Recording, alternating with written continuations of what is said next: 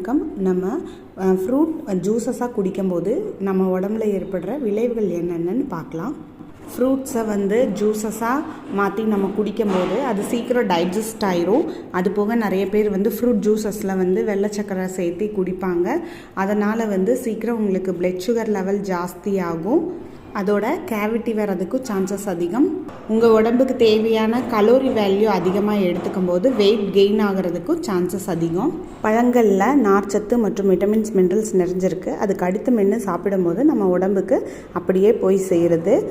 பழங்களில் இருக்க நார்ச்சத்துக்கள் நம்மளுடைய உடம்பில் உள்ள கெட்ட கொழுப்புகளை கம்மி பண்ணி ஹார்ட் டிசீஸை வராமல் ப்ரிவெண்ட் பண்ணுது. அது போக ரத்தத்தில் சர்க்கரை அளவு சீராக வைக்குது. டைப் 2 டயபிட்டிஸ், மெல்லிட்டஸ் மற்றும் கிரானிக் டிசீஸை கண்ட்ரோல் பண்ணுது.